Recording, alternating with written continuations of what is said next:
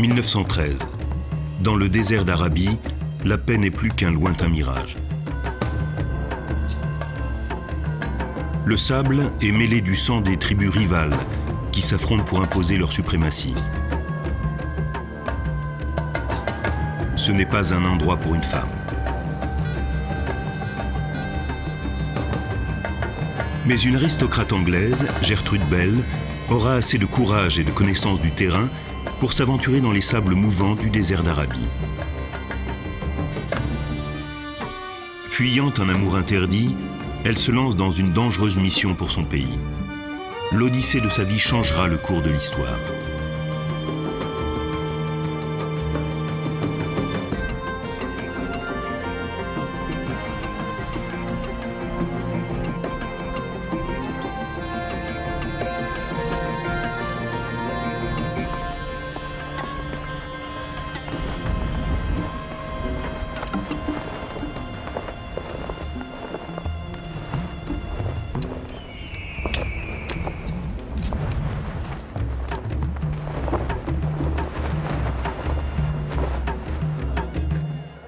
À la veille de la Première Guerre mondiale, Damas, en Syrie, est le foyer d'intrigues politiques et de tractations secrètes.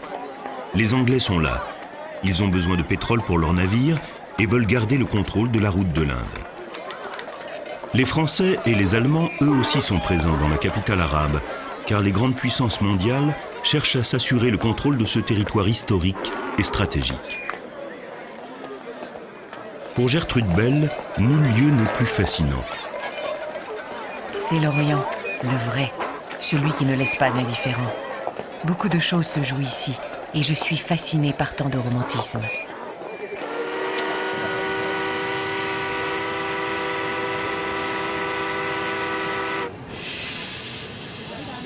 L'Empire turc, qui règne sur tout le Moyen-Orient, est en pleine décadence.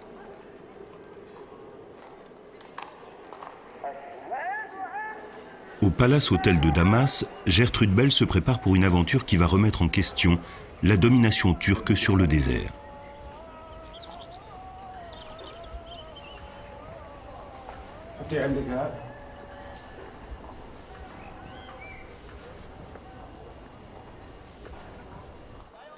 Son fidèle serviteur, Fatou, la suit depuis 10 ans dans toutes ses aventures.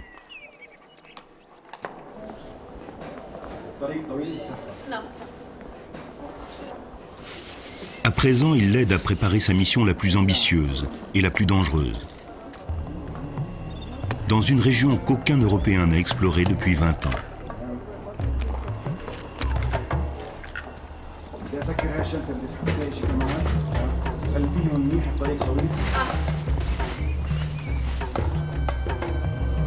Gertrude devra parcourir 1500 km jusqu'à la ville antique de Haïl, où se trouve le palais du prince Rachid, chef du clan qui règne sur le centre de l'Arabie. Pour parvenir jusqu'à lui, la caravane de Gertrude devra traverser l'un des déserts les plus hostiles de la planète. De là, elle veut aller rencontrer l'ennemi mortel de Rachid, le prince Saoud, qui contrôle les territoires au sud d'Haïl. Officiellement, Gertrude Bell a pour mission de photographier et d'effectuer des relevés topographiques pour la Société royale de géographie de Londres. Et si les Turcs se doutent que ces informations seront transmises directement au Foreign Office anglais, ils ignorent cependant que la Grande-Bretagne cherche à fédérer les Arabes et à faire alliance avec eux. Gertrude Bell est bien préparée pour cette aventure. C'est l'une des rares femmes diplômées de l'université d'Oxford, d'où elle est sortie majeure en histoire. Et cela fait maintenant 13 ans qu'elle explore le Moyen-Orient. Elle a appris l'arabe et a fait de cette région du monde son domaine.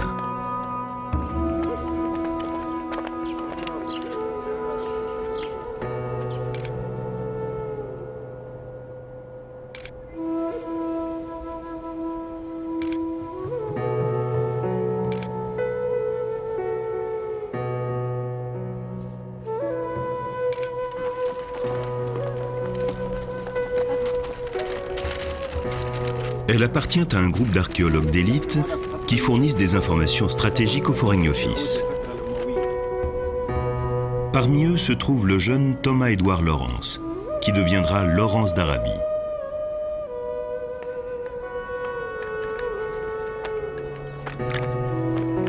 Les photos, les cartes et les notes de Gertrude fournissent à l'Angleterre des informations détaillées sur la géographie et les populations du désert.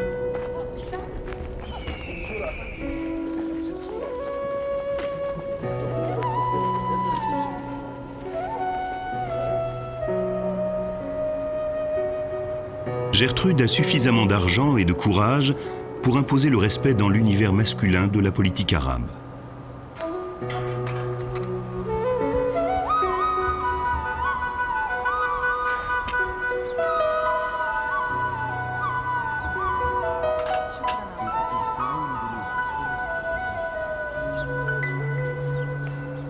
Pour la première fois depuis 500 ans, les Arabes fomentent une révolution contre les Turcs. Damas grouille d'agents et d'émissaires. Ici, tout le monde, les journaux, les gens qui viennent me trouver, parlent d'un mouvement d'unification des Arabes du désert. On dit que l'Arabie va être enfin unifiée pour la première fois depuis l'époque du prophète.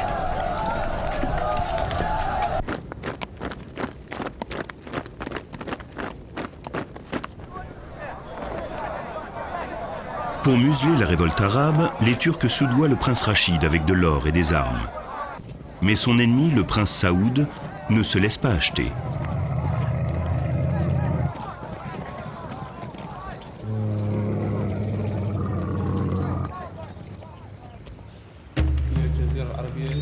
Gertrude apprend que pour la première fois depuis des générations, les princes rivaux viennent de décider d'une trêve.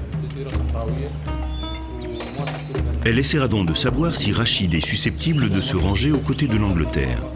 Et si ce dernier refuse, elle ira solliciter l'appui du terrible Saoud. Mais elle sait que l'un comme l'autre risque de l'accueillir, le fusil au poing.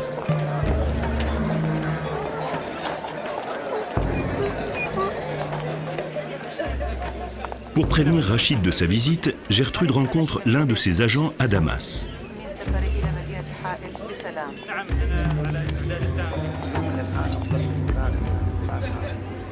Elle lui confie de l'argent qu'il devra remettre à Rachid.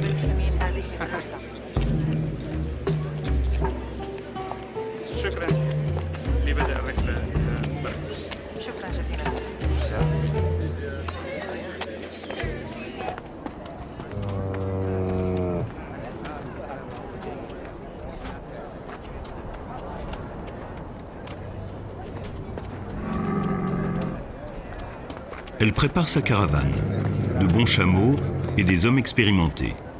Tout doit être prévu dans les moindres détails car les puits sont distants de plusieurs jours de marche et il lui faut des vivres pour un mois.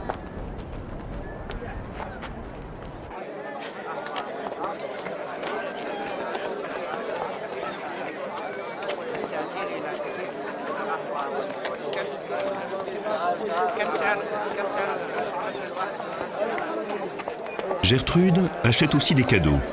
Elle sait d'expérience que le moindre petit présent à un bédouin mal disposé peut gagner son respect.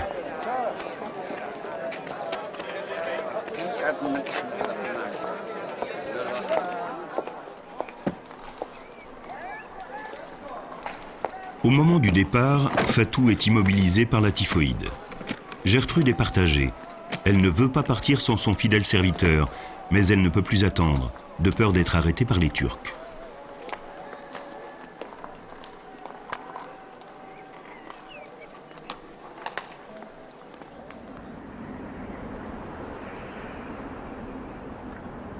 Mais ce n'est pas là l'unique raison de Saad. Elle vit une histoire d'amour torturée avec le commandant Charles Doughty Wylie.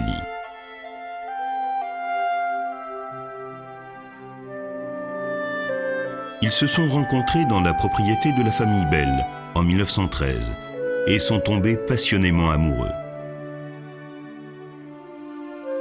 Charles est un héros militaire, doublé d'un brillant universitaire qui partage sa passion pour le Moyen-Orient.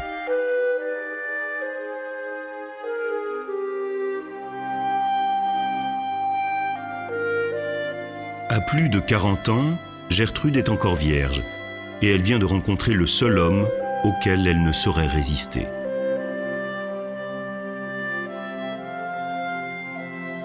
Mais Daouti Wiley est marié à une amie de Gertrude.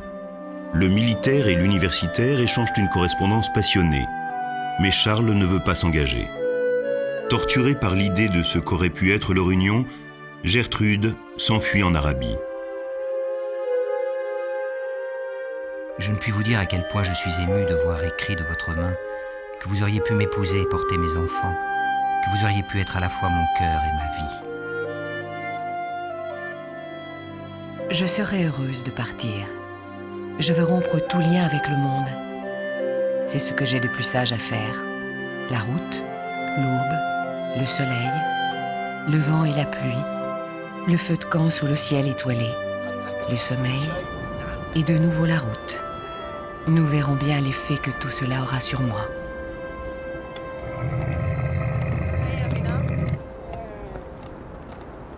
À la mi-décembre, Gertrude entame son voyage au bout du désert et de l'oubli.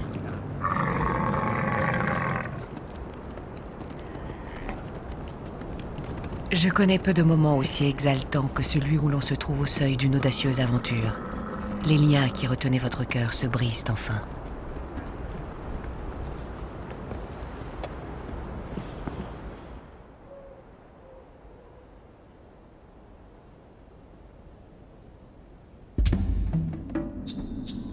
À 2 jours à peine de Damas, la caravane est engloutie par le rude hiver du désert. Avec lui viennent la solitude et le doute. J'ai presque failli rebrousser chemin. Le froid glacial et l'absence de Fatou, associés à tant d'autres contrariétés, tout contribuait à créer une montagne d'obstacles. Je ne cessais de réfléchir et mon regard était toujours tourné en arrière.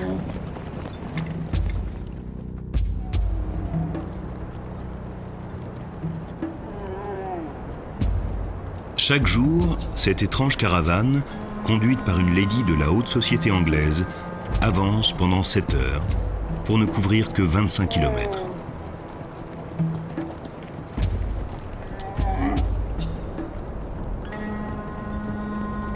Tout autour, le désert.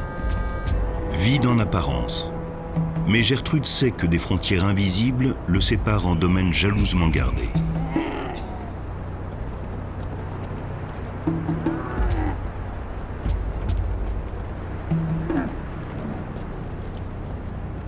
À chaque frontière, elle doit payer un bédouin pour qu'il l'escorte dans la traversée de son territoire.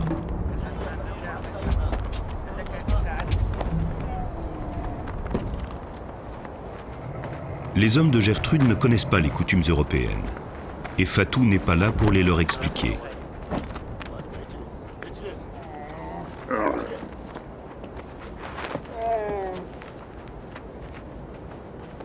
Gertrude exige de ses hommes respect et diligence.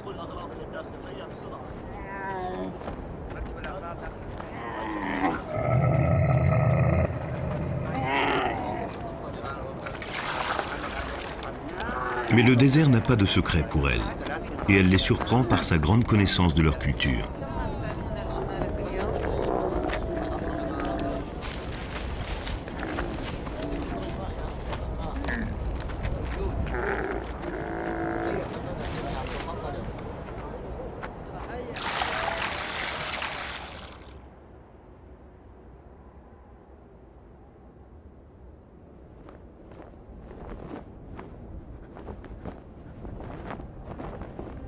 Elle entame un journal de bord très intime, à l'attention de Daouti Wiley. Je me suis retirée dans le désert, comme si j'y étais chez moi. Ici, le silence et la solitude vous enveloppent comme un voile impénétrable. J'aimerais que vous puissiez voir ce paysage vaste et désolé, et respirer cet air, qui est comme une fontaine de vie. Malgré la sécheresse et le vide, c'est véritablement splendide.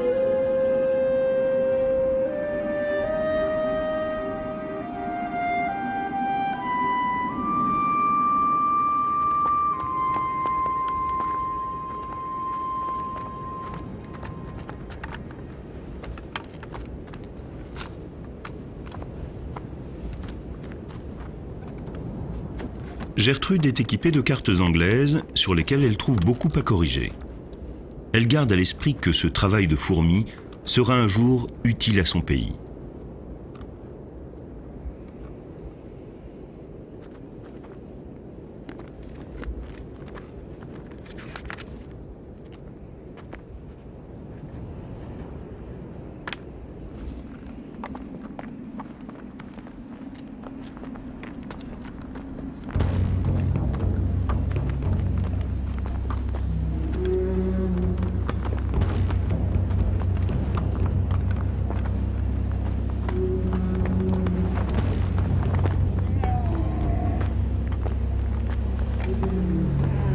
La route de Haïl entraîne Gertrude dans des territoires que les chameaux eux-mêmes ont du mal à traverser.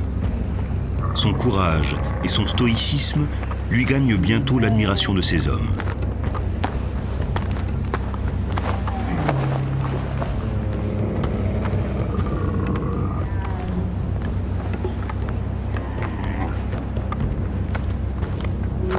C'est ma race tout entière qu'ils jugeront à travers moi.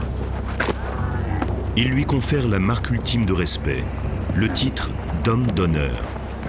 Mais cette force apparente dissimule une grande faiblesse.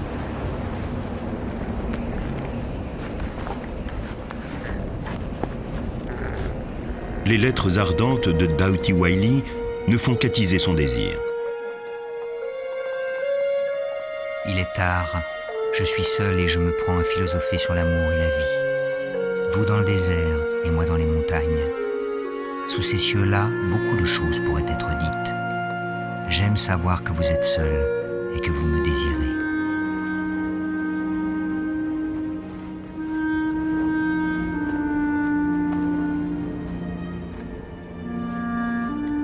Parfois, je me couche avec le cœur si lourd que je doute de pouvoir tenir jusqu'au lendemain.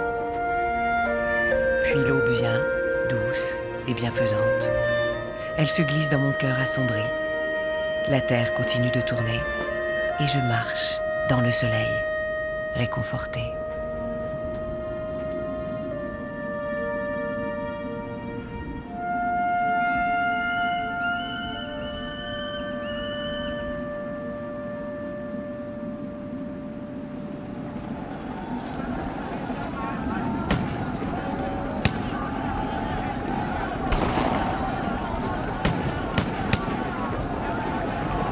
Au bout de 4 jours de route, la caravane est attaquée.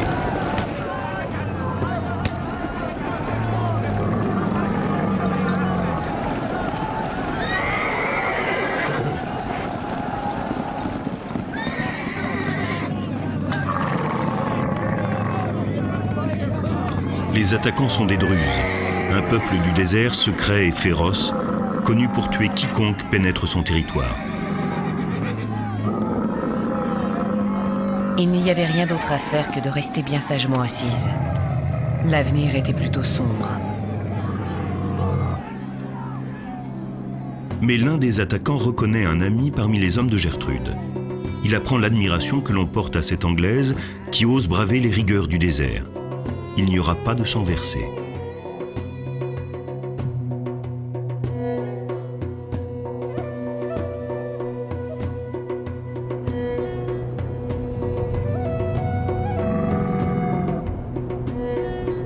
Gertrude Bell profite de cette occasion inespérée pour s'informer sur ses attaquants.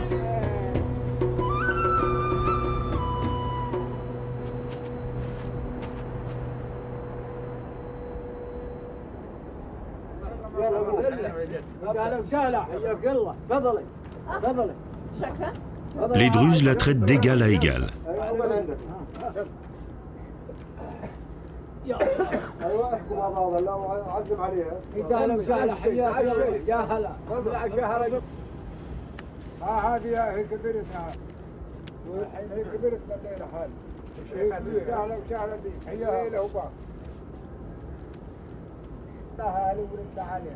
Elle leur assure que la Grande-Bretagne est leur allié.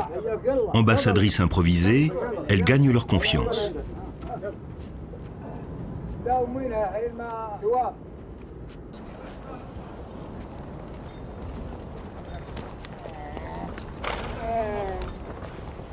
Le lendemain, le chef de la tribu consolide leur amitié par un présent, une lettre de protection adressée à tous les Druzes qu'elle pourrait croiser.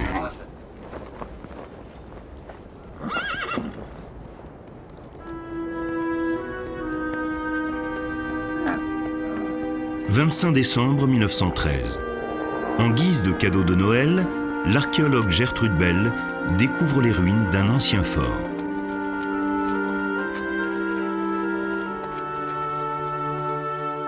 Là, elle croise des fantômes vieux de 4000 ans, soldats des empires romains, byzantins et islamiques, et les traces d'un voyageur dont les graffitis ont survécu de plusieurs centaines d'années à leur hauteur.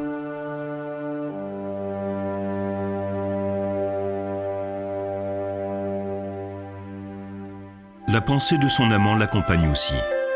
Je vous aime. Cette pensée vous est-elle d'un quelconque secours, là-bas dans le désert? Est-il soudain moins vaste, moins solitaire, moins en marge de la vie? Un jour peut-être, dans un baiser, je vous le dirai. Ma poitrine se soulève de joie. Cette poitrine aujourd'hui assez vaste pour contenir votre cœur et le mien. Mon cœur chante et pleure aussitôt de n'être pas avec vous.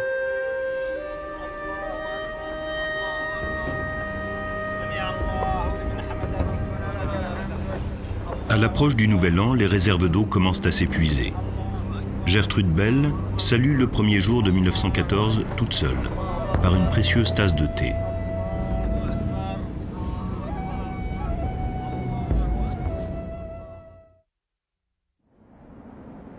À la fin de la première semaine de janvier, Gertrude atteint Ziza, mais elle se trouve encore à 1100 km de Haïl et du prince Rachid. Elle a établi son camp non loin de la ville contrôlée par les Turcs pour retrouver son serviteur Fatou.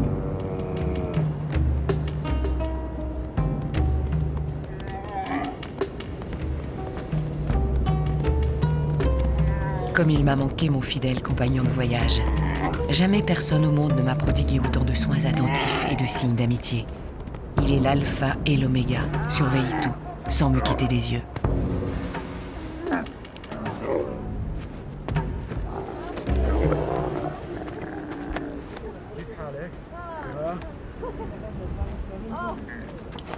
De Damas, Fatou lui a apporté des mets délicieux et de nombreuses lettres.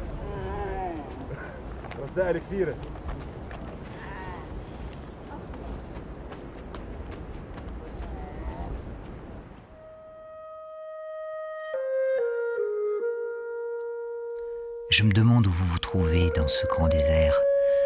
Voudriez-vous que je vous écrive une lettre d'amour pour vous dire dans un soupir ce que mon esprit ne cesse de crier, pour vous dire, ma chère, combien je me fais humble lorsque je pense à vous? Je baise vos mains et vos pieds, chère femme de ma vie.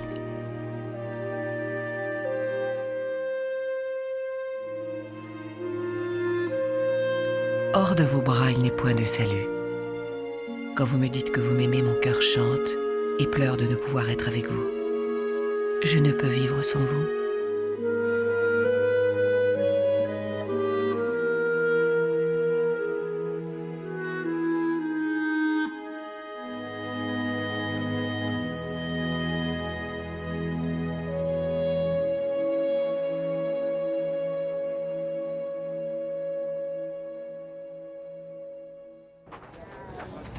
Ces retrouvailles avec Fatou ont alerté les Turcs.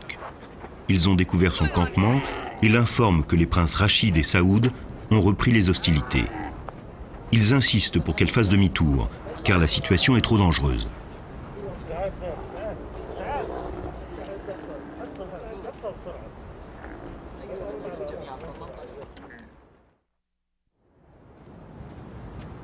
Un jour passe. Les Turcs ont consulté l'ambassade de Grande-Bretagne à Damas. Gertrude Bell voyagera sans protection diplomatique.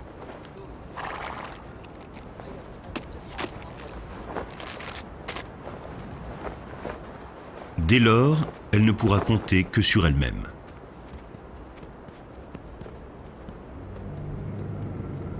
Me voici hors la loi.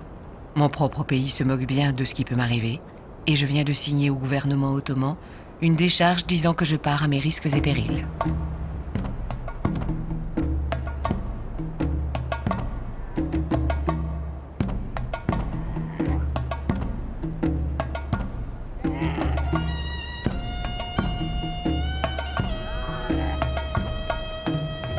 Au-delà de Ziza, Gertrude conduit sa caravane au cœur de l'Arabie, ne pensant plus qu'au chemin à parcourir et à l'homme qu'elle aime.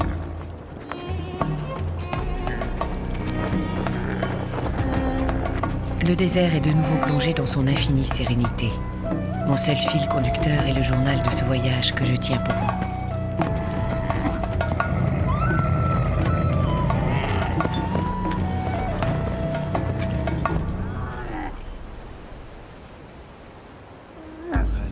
À chaque puits, les hommes craignent l'embuscade, car ils savent que les princes du désert ont rouvert les hostilités. Mais Gertrude ne se laisse pas décourager.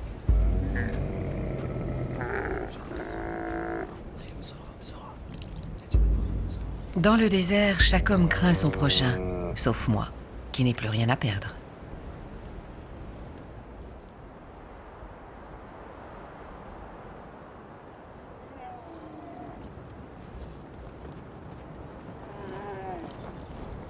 Elle décide de suivre un itinéraire qui évite les puits jalousement gardés. Pour se ravitailler, ils devront se contenter des mares d'eau de pluie.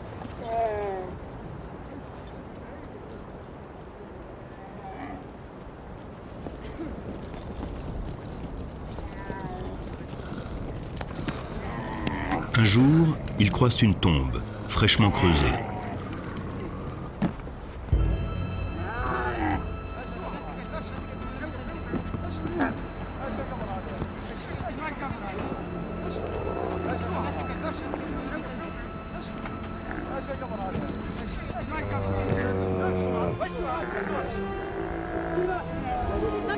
Parmi ces hommes, la révolte gronde. Mais Gertrude prend la situation en main et les persuade de continuer.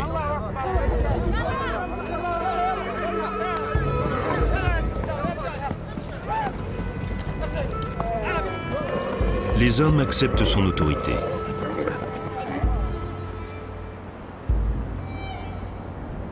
Elle ne confiera ses doutes qu'à son journal intime. Je me demande parfois si je sortirai vivante de cette aventure.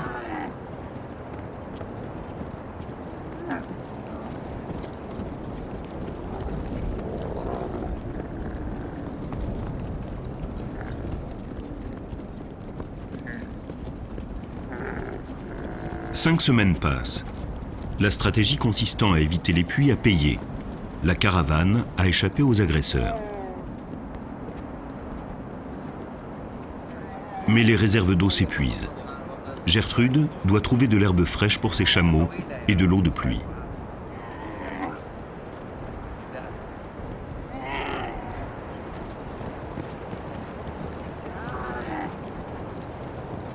Dans son journal, elle confie son désarroi à son amant. Les mots me manquent pour vous dire à quel point cette terre est rude et inhospitalière. C'est une incroyable désolation. Après l'avoir traversée, on n'est plus jamais le même.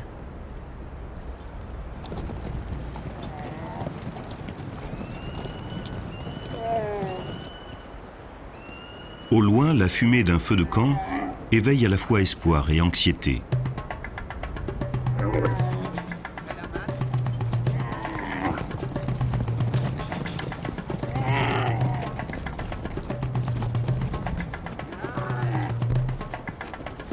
À qui était ce campement? Impossible de le savoir. Tels sont les temps forts d'un voyage dans le désert. Ils avancent prudemment, ignorant encore si ce bédouin aura de la pitié pour l'Anglaise et sa petite troupe.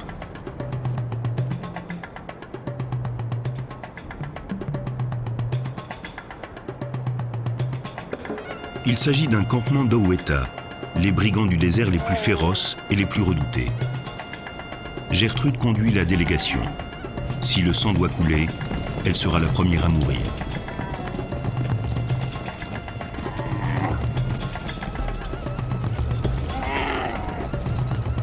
Le chef Oweta est Cheikh Harb. Il l'accueille avec curiosité. Jamais il n'a vu de femme chrétienne dans son camp.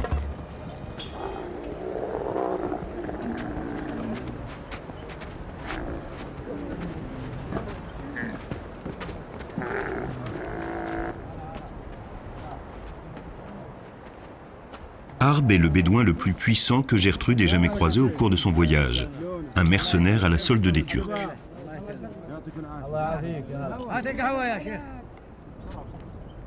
Cheikh Harb apprécie ses marques de respect. En échange, il la gratifie d'une information cruciale. Les Turcs sont en train d'envoyer des armes au prince Rachid, à Aïl, pour combattre le prince Saoud. Au départ, on nous parla de 70 caisses, puis de 75, puis d'1 millier et de 1500. Cette nouvelle renforce sa détermination. Elle ira rencontrer le prince Rachid et pourra ainsi informer son pays sur ce chef arabe.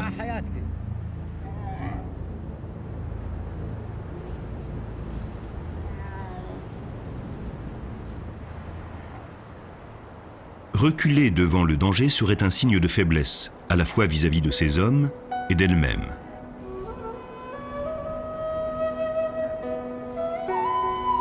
Pour faire honneur à ses hôtes, Gertrude revêt sa plus belle robe et gagne ainsi leur faveur.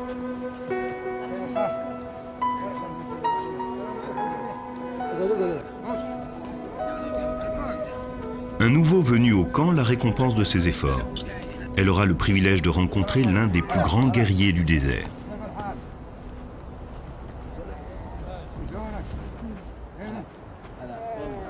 Magnifique, grand, imposant, avec un éclair dans le regard et toute l'audace des Oweta peinte sur le visage. Mohamed Aboutahi est très haut placé dans la tribu, mais il est également l'allié des Turcs. À plusieurs reprises, il demande à Gertrude si ceux-ci lui ont donné l'autorisation d'aller jusqu'à Aïl.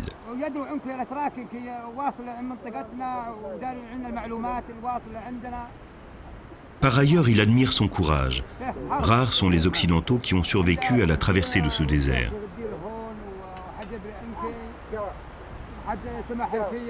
Dès la fin de la première journée, elle compte Aboutahi parmi ses amis.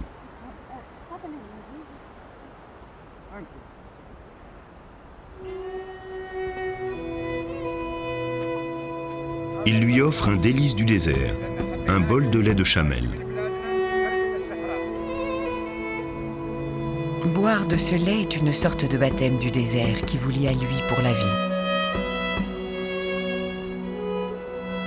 Leur amitié aura des conséquences importantes. Un jour, la tribu des Oweta jouera un rôle crucial dans la révolte des Arabes contre les Turcs.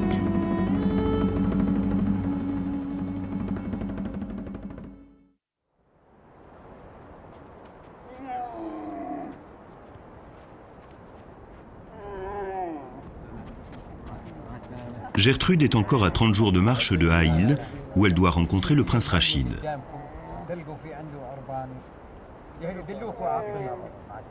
Mais un dernier obstacle l'attend. Il lui reste maintenant à traverser le territoire d'un cheikh beaucoup moins complaisant que Harb.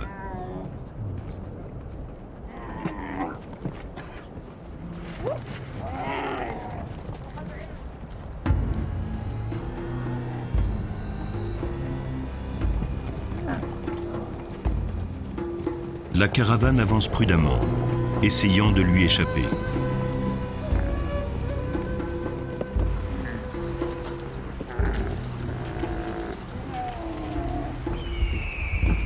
C'est peine perdue.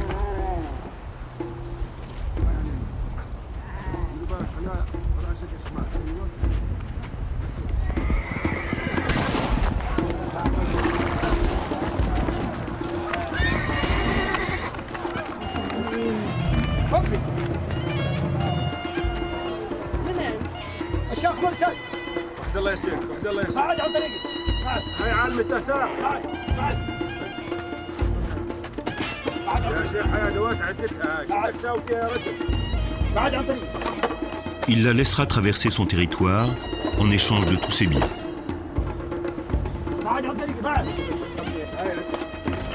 Et les hommes de Gertrude savent bien qu'il n'hésitera pas à la tuer.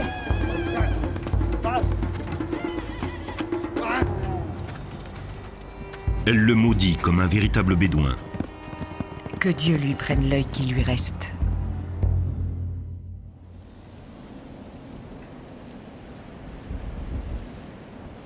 Hamlet est son livre de chevet. mais les doutes du sombre héros shakespearien semblent renforcer les siens.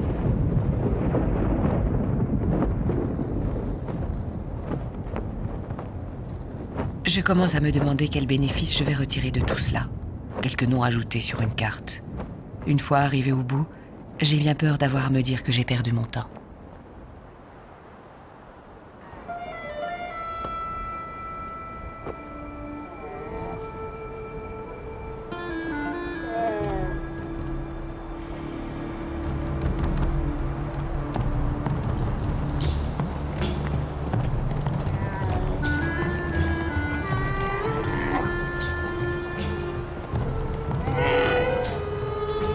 Au bout de 3 mois de voyage et de 1500 km, Gertrude Bell arrive à Aïl et au palais du prince Rachid.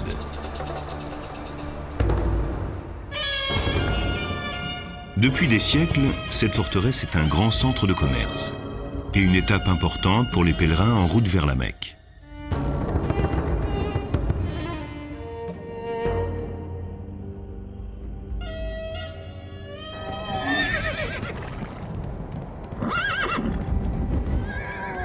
Ces hommes attendent dehors, tandis que Gertrude est escortée dans la ville sainte.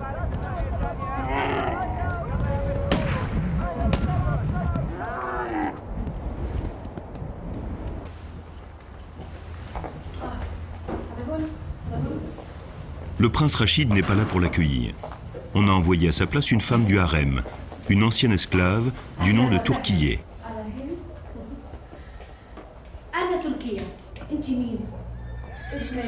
Gertrude est outrée d'un tel affront, mais reste courtoise.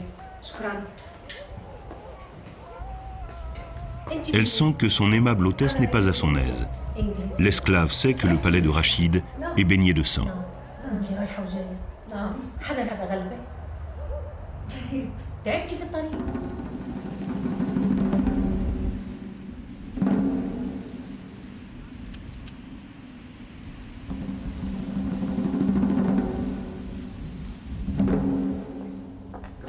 Gertrude attend des heures durant, puis elle finit par apprendre que Rachid est parti se battre dans le désert. Ibrahim, son oncle, lui rend visite à sa place.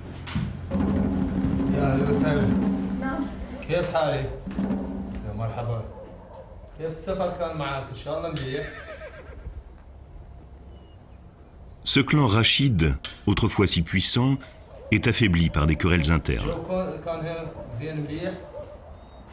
Des meurtres fratricides ont décimé sa descendance.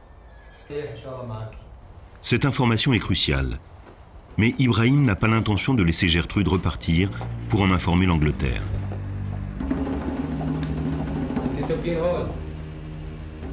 Gertrude est retenue prisonnière.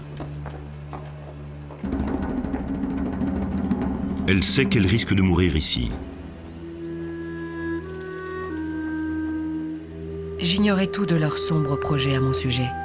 Dieu seul savait comment tout cela allait finir.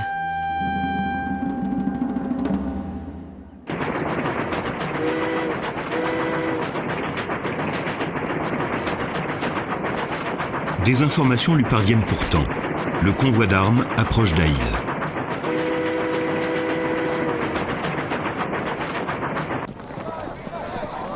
Le prince Saoud, à la tête de son armée du désert, est en route vers Aïl pour reprendre le combat. Les deux grandes familles vont bientôt s'affronter.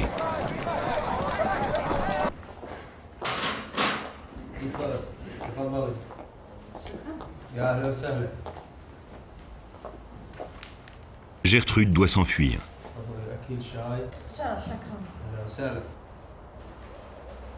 Elle rend visite à Ibrahim, espérant que son respect des coutumes arabes lui vaudront sa libération. Mais ce dernier n'a aucune autorité, et il sait que le jeune prince le fera tuer s'il apprend qu'il a agi sans son consentement.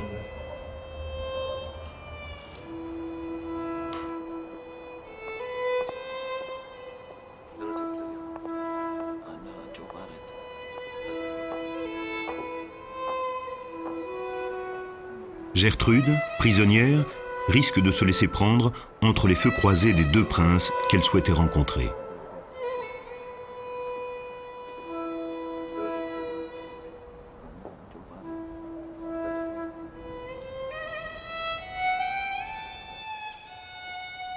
Elle passe de sombres heures en compagnie de Turquillet, et les deux femmes se lient d'amitié.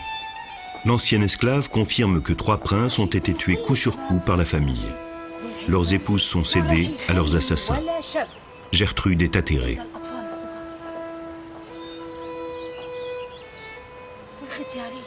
Le vainqueur les emmène, les mains encore rougies du sang de leurs époux et de leurs enfants. À Aïl, on tue sans état d'âme.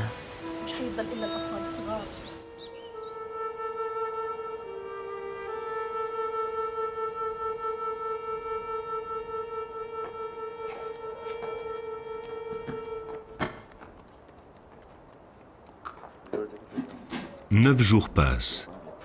Les hommes de Gertrude ont installé leur campement aux portes de Aïl, mais ils ne peuvent rien pour elle.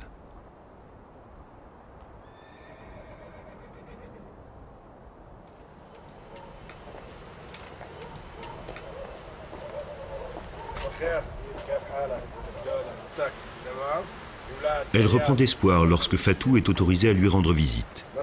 Mais il apporte de mauvaises nouvelles.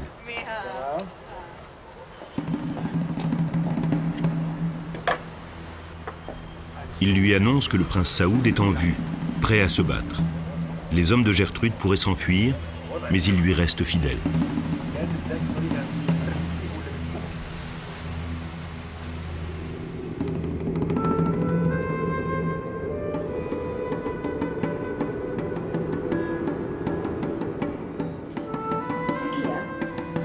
Turquillet est son dernier espoir. L'ancienne esclave a un certain pouvoir dans le palais. Elle admire la courageuse Anglaise et promet de faire son possible pour l'aider.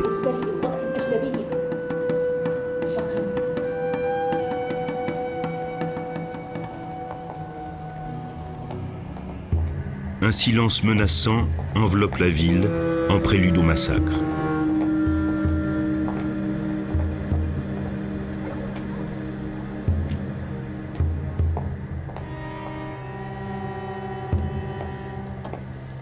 Les jours passent et toujours pas d'issue.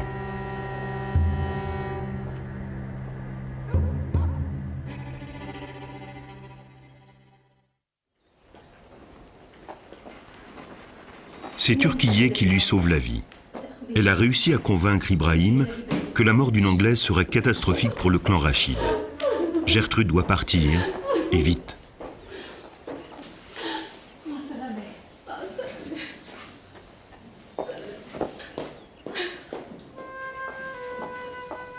Elle fait ses adieux à l'esclave, devenue son amie.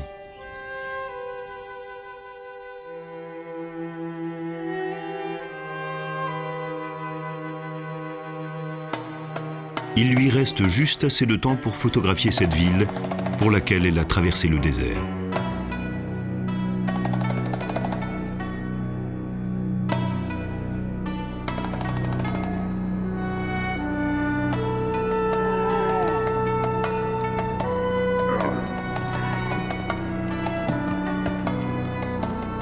Elle part, doutant de l'avenir, du sien comme celui de l'Arabie.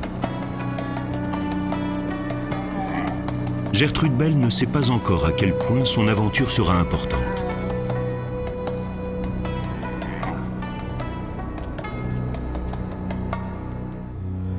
Elle conduit sa caravane jusqu'à Bagdad et de là retourne à Damas. En mai 1914, elle rentre en Angleterre. L'Europe est au seuil de la guerre.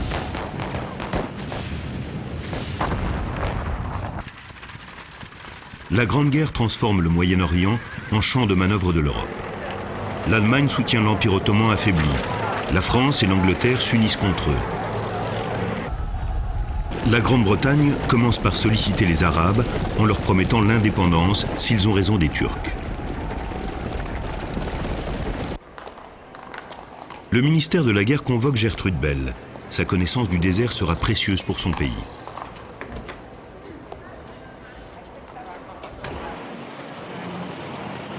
Mais un autre rendez-vous secret l'attend à Londres, dans l'appartement de Doughty Wylie.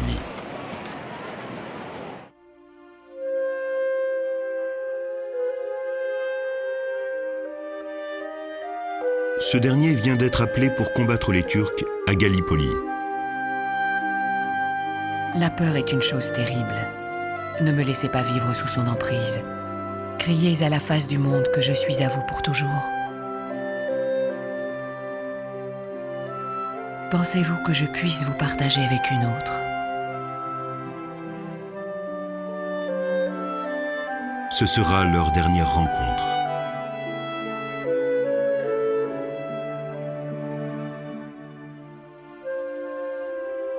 La désastreuse campagne de Gallipoli fera 120 000 morts. Parmi eux, Charles Doughty Wylie.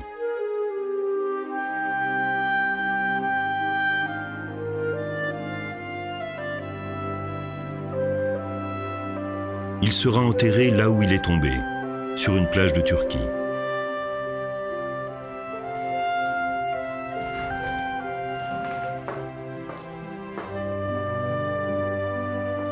Gertrude envisage alors de se suicider.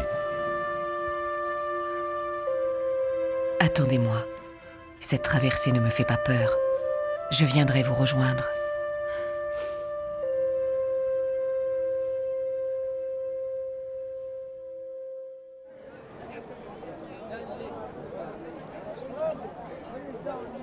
Une mission vient la sauver du désespoir. Son pays l'appelle au Caire, où les services secrets britanniques organisent la campagne d'Arabie. Gertrude Bell est la première femme engagée comme agent du gouvernement britannique. Là, elle retrouve Thomas Edward Lawrence, qui partage son respect pour les Arabes. Ensemble, ils jettent les bases du projet britannique. Gertrude fournit des informations sur les grandes tribus d'Arabie et sur les difficultés liées au terrain. Les griefs des tribus du désert, dont Gertrude s'est fait l'écho, se transforment bientôt en véritable révolte, financée par la Grande-Bretagne.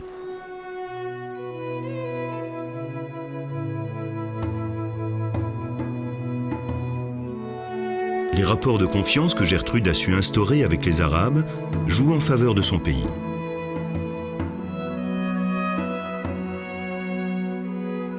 Elle a su gagner leur admiration et leur respect.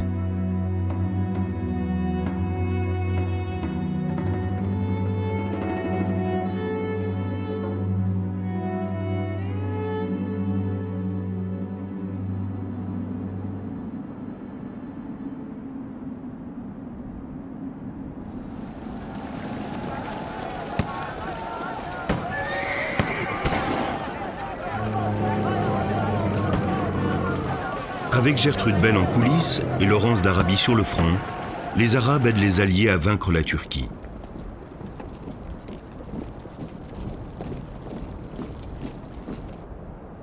En 1921, à la conférence du Caire, Bell et Lawrence conseilleront Winston Churchill en essayant d'assurer aux Arabes la nation qu'on leur avait promise.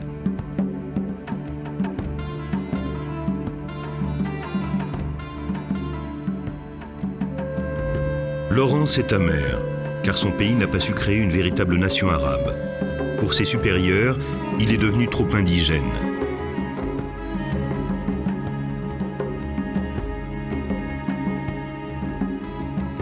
Gertrude, elle, laisse le pragmatisme britannique tempérer sa passion.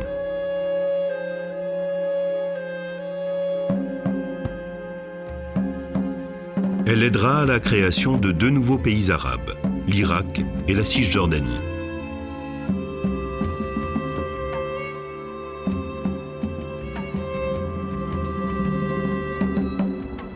Les grandes étendues désertiques sont maintenant sous la domination du prince que Gertrude n'a pas pu rencontrer. Saoud a décimé la tribu Rachide. Cette vaste région portera désormais le nom du vainqueur, l'Arabie saoudite. Gertrude finira par rencontrer le prince Saoud. Ce dernier est fasciné par cette femme étonnante qui semble si bien le connaître.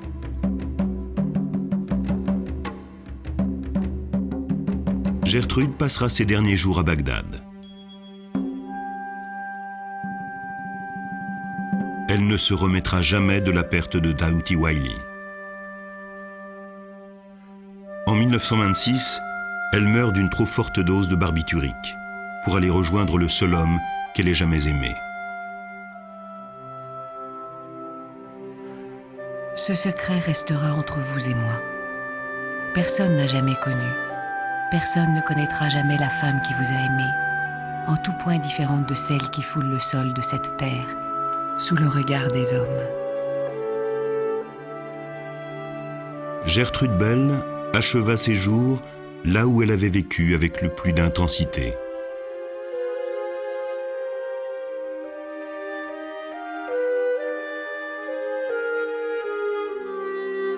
Je ne peux pas oublier le désert. Jusque dans mes rêves, je chevauche à dos de chameau.